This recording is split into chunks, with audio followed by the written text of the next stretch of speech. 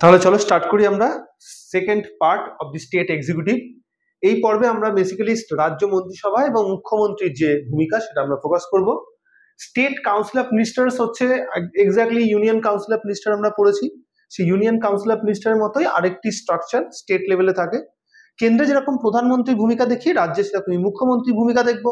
কেন্দ্রে যেরকম কেন্দ্র মন্ত্রিসভার ভূমিকা দেখি, রাজ্যে সেরকমই রাজ্য মন্ত্রিসভার ভূমিকা দেখবো। সো বেসিক পয়েন্টগুলো কি আছে, কনসেপ্ট আমরা ইউকে থেকে নিয়েছি। চার্ট পার্ট 6 এর মধ্যে চ্যাপ্টার 2 এর মধ্যে দেওয়া আছে। আর লিস্ট হচ্ছে স্টেট লিস্ট। আর্টিকেল 3টে আছে, 164, 164, 167। তোমরা নিশ্চয় জানো যে কেন্দ্রের বিভিন্ন যে ধারা, সেই ধারার সঙ্গে রাজ্যের যে বিভিন্ন সাংবিধানিক ধারা, তার মধ্যে 89 এর গ্যাপ আছে। তাই আমরা কেন্দ্রের যে আর্টিকেলগুলো রয়েছে সেই আর্টিকেলগুলোর সঙ্গে আমরা যদি রাজ্যের আর্টিকেলগুলোকে কম্পেয়ার করি তাহলে দেখতে পাবো সেখানে কিন্তু 89 প্লাস করলেই আমরা সেই আর্টিকেলটা স্টেট লেভেলে পেয়ে যাবো। মানে এখানে 74 এর সঙ্গে 89 প্লাস করলে দেখো 163 চলে আসবে। একইভাবে আমরা যদি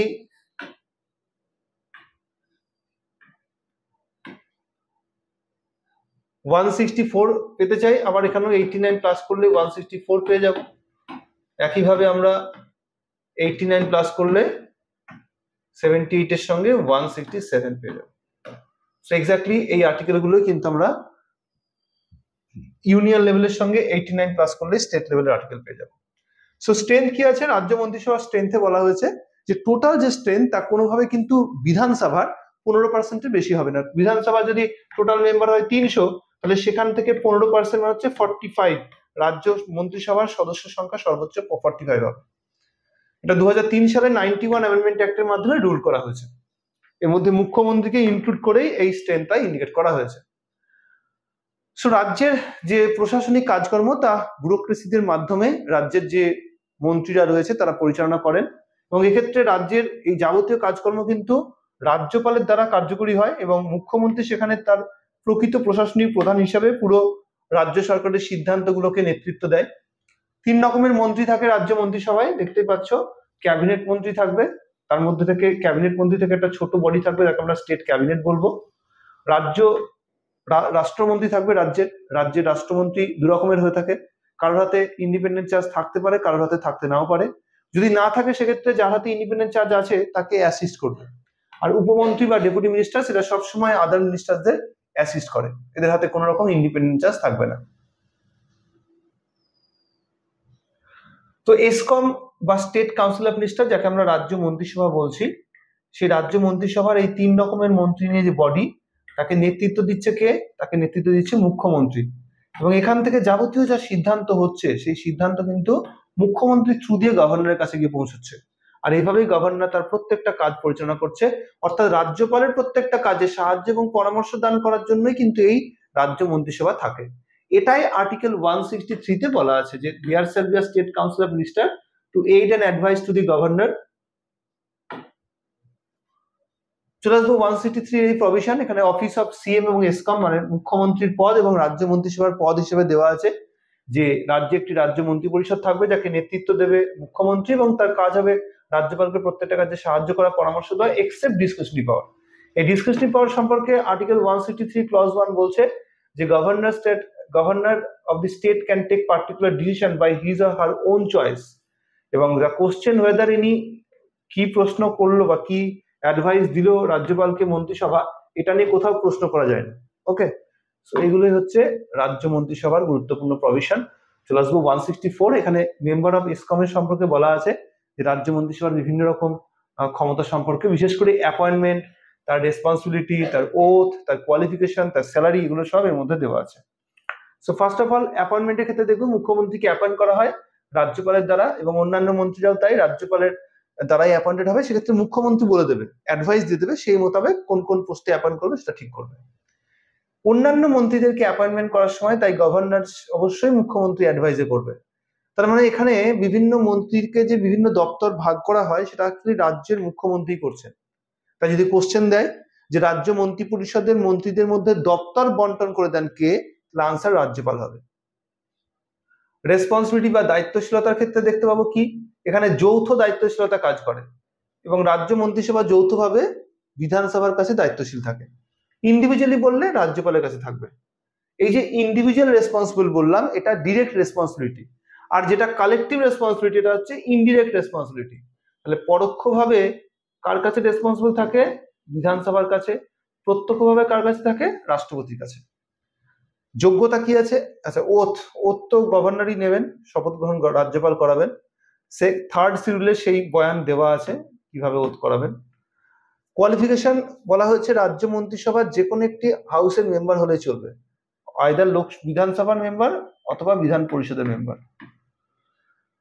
এটা 6 মাস টাইম পাওয়া যায়, 6 মাসের মধ্যে যে কোনো একটা হাউসের মেম্বার হলে চলে। আমরা লাস্ট টাইম আমাদের পশ্চিমবঙ্গের মুখ্যমন্ত্রী তো এভাবেই অ্যাপয়েন্টেড হয়েছিল, নিশ্চয়ই মনে আছে। তিনি যখন ইলেক্টেড হতে পারেননি, সিঙ্গুর থেকে দাঁড়িয়ে নন্দীগ্রাম থেকে দাঁড়িয়েছিলেন এবং হেরে গেছিলেন, তারপরে পরে আবার তাকে উপনির্বাচন করানো হয় এবং তিনি তার মন্ত্রিত্ব পদটাকে প্রোটেক্ট করেন। যদি 6 মাসের মধ্যে না হতে পারতেন তাহলে মন্ত্রিত্ব পদ চলে যেত। কোয়ালিফিকেশনে তো সেটাই ইন্ডিকেট করা হয়েছে। তাহলে নেক্সট হচ্ছে স্যালারি। স্যালারিটা ডিটারমাইন রাজ্য আইনসভা করবে, আর চার্জ করা হবে consolidated fund of the state. Consolidated fund of the state, রাজ্যের যে সঞ্চিত তহবিল আছে ওখান থেকে, যেখান থেকে রাজ্যপালের স্যালারি হয়। একটু আগে রাজ্যপালের স্যালারিও লিখেছিলাম। সো সেম ফান্ড, এটাও consolidated fund of the state, রাজ্যের সঞ্চিত তহবিল। কার্যকাল 5 বছর হবে, কিন্তু এটা আলটিমেট নয়। মনে রাখবে, যতদিন অবধি বিধানসভায় তাদের সংখ্যাগরিষ্ঠতা থাকবে ততদিন অবধি তারা সরকারে থাকবে। বিধানসভায় সংখ্যাগরিষ্ঠতা যেই চলে যাবে তারা কিন্তু আর ক্ষমতায় থাকতে পারবে না। রিমুভালের ক্ষেত্রে মুখ্যমন্ত্রীকে রিমুভ করতে পারে গভর্নর রাজ্যের বিধানসভার অনুরোধে বা রেকমেন্ডেশনে। এক্ষেত্রে বিধানসভাকে অনাস্থা প্রস্তাব পাশ করাতে হবে। অনাস্থা প্রস্তাব পাশ একা কোনো মন্ত্রীর বিরুদ্ধে হোক কিংবা গোটা মন্ত্রিসভার বিরুদ্ধে হোক, আলটিমেটলি গোটা মন্ত্রিসভাকে পদ ছাড়তে হয়। এবং অন্যান্য মন্ত্রীকে রিমুভ করার ক্ষেত্রে একজন ইন্ডিভিজুয়াল মন্ত্রীকে করা যায়। মুখ্যমন্ত্রী যদি অ্যাডভাইস করে তাহলে যে কোনো মন্ত্রীকে যে কোনো সময় তার পদ থেকে রিমুভ করে দেওয়া যায়। এভাবে আমরা দেখবো যে রাজ্য মন্ত্রিসভার রিমুভালের পুরো প্রসেসটা রাজ্যপালের হাতে কন্ট্রোল দেওয়া হয়েছে। তাই এই জন্য যদি কোশ্চেন দেয় যে রাজ্যের মন্ত্রিসভার মন্ত্রীরা কার সন্তুষ্টির উপর তার পোস্টে থাকেন, তাহলে আনসার হবে রাজ্যপাল। এটাকে বলা হচ্ছে প্লেজার, সন্তুষ্টি। দ্য মেম্বার্স অফ এসকম shall hold their office during the pleasure of governor. Resignation কাকে দেবে? অ্যাপয়েন্টমেন্ট যেহেতু গভর্নর করেছেন, তাই প্রত্যেকটা মন্ত্রী রেজিগনেশন অর্থাৎ ইস্তফা সেটাও কিন্তু রাজ্যপালকেই দেবেন। আর স্ট্রেংথের কথা তো আগেই বলেছি, 91 অ্যামেন্ডমেন্ট একটা রুল হয়েছে। 15% of Vidhan Sabha. Core decision making body state ক্যাবিনেটকে বলবো, এটা অসাংবিধানিক বডি, কোনো সংবিধানে মেনশন নেই। আমরা এটাকে বলবো নন স্ট্যাচুটরি অথরিটি, নন স্ট্যাচুটরি বডি।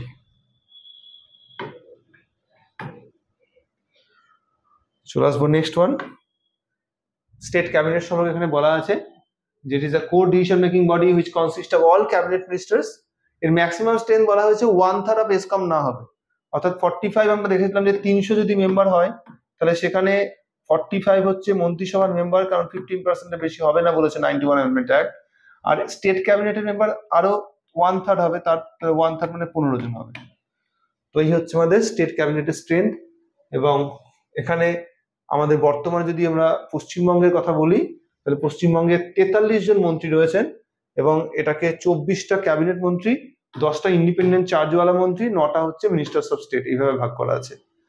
এবং 8 জন আমাদের ওমেন মিনিস্টার রয়েছে পশ্চিমবঙ্গে, মমতা বন্দ্যোপাধ্যায় সহ। ওকে, 7 জন মাইনরিটি কমিউনিটির মন্ত্রী রয়েছে এবং 23টা ডিস্ট্রিক্টের মধ্যে 20টা ডিস্ট্রিক্ট থেকে মন্ত্রী আছে।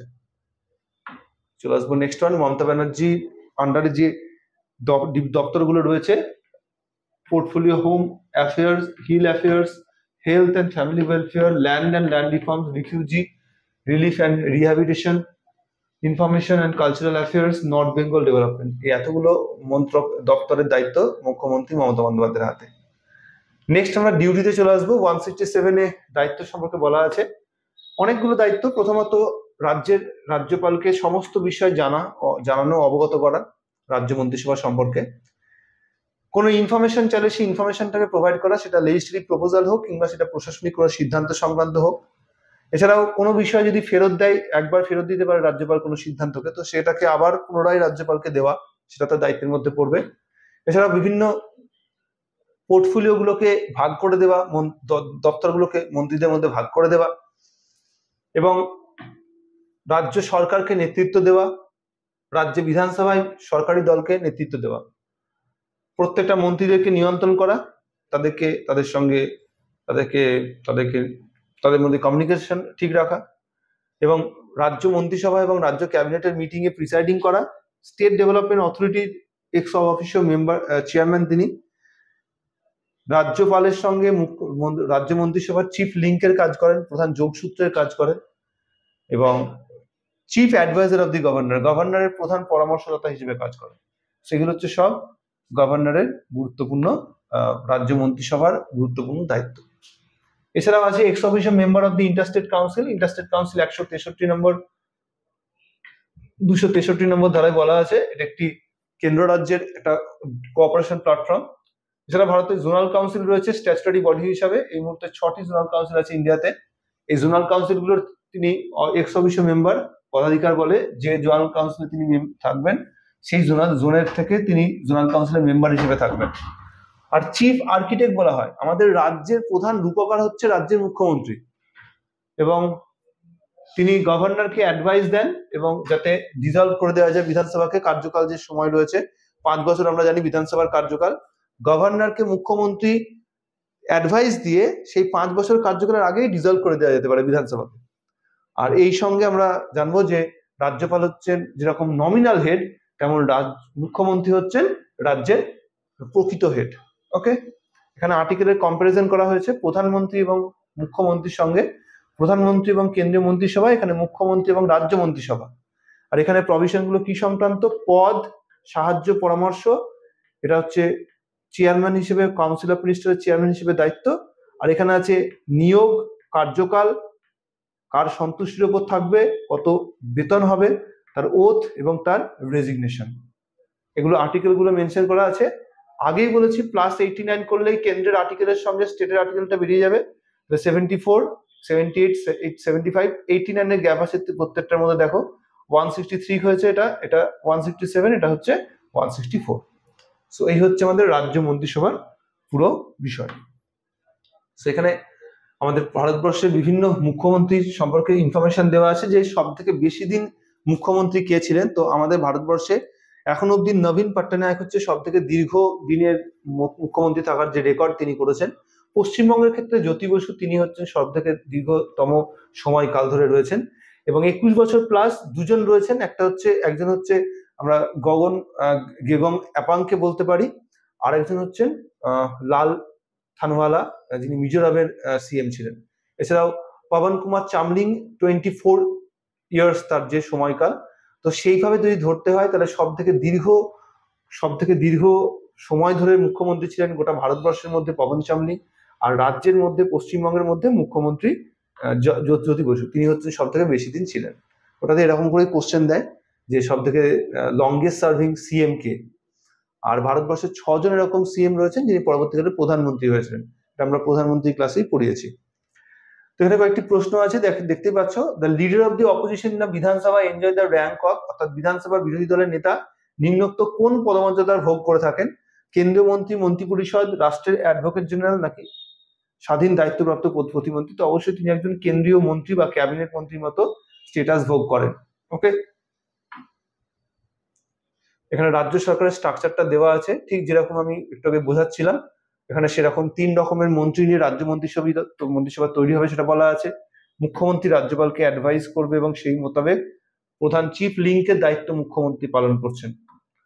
এন্ড দেন এখানে রাজ্য সরকার সম্পর্কে বলা আছে প্রকৃত শাসক এবং নাম সর্বস্ব শাসক।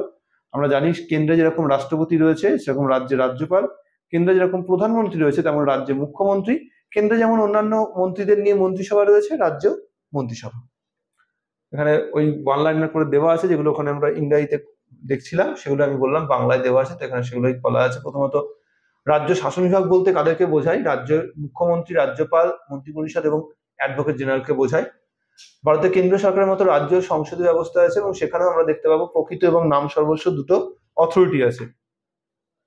163 নম্বর ধারা, যার মধ্যে মুখ্যমন্ত্রী এবং তার মন্ত্রিপরিষদের পদ সম্পর্কে বলা আছে যে তারা অ্যাডভাইস করবে রাজ্যপালকে অ্যাডভাইস এবং পরামর্শ এবং অ্যাডভাইস এবং সাহায্য দেওয়ার জন্য এই রাজ্য মন্ত্রী পরিষদ থাকে।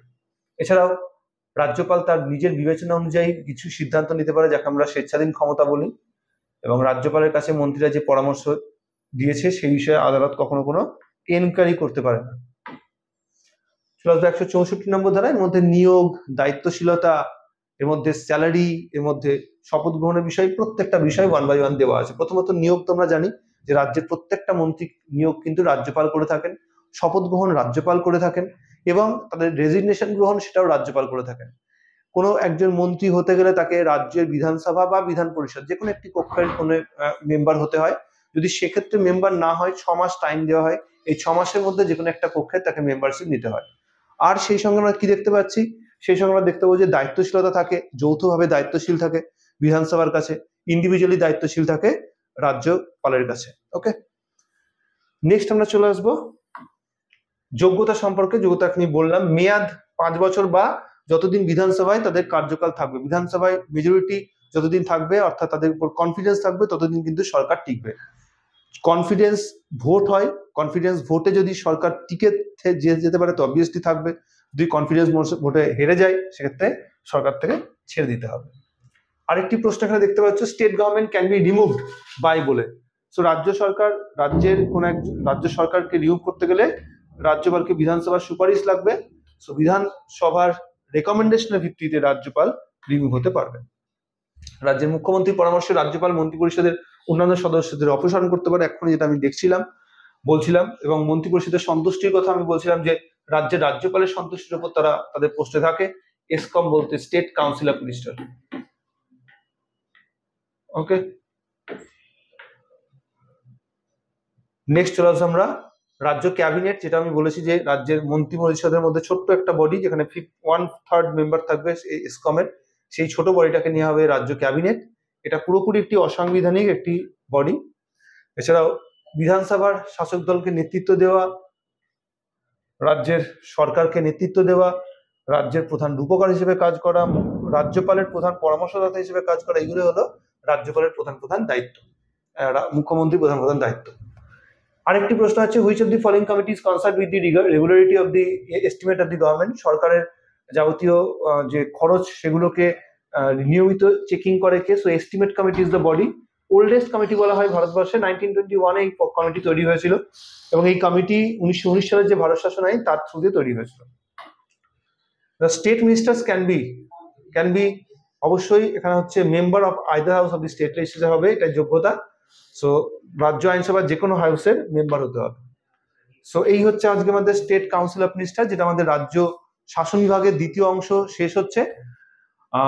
আমরা এই স্টেট এক্সিকিউটিভের পুরো বিষয়টা খুব ভালো করে নিশ্চয়ই বুঝতে পারলে। আমরা রাজ্যপাল এবং সেই সঙ্গে রাজ্য মন্ত্রী পরিষদ দুটোই ফোকাস করলাম।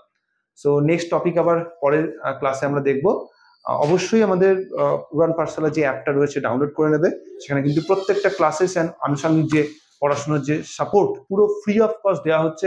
বন্ধুদের মধ্যে সবাইকে ইনফর্ম করো এবং নিজেও সেই সুবিধাগুলো নাও। চলো।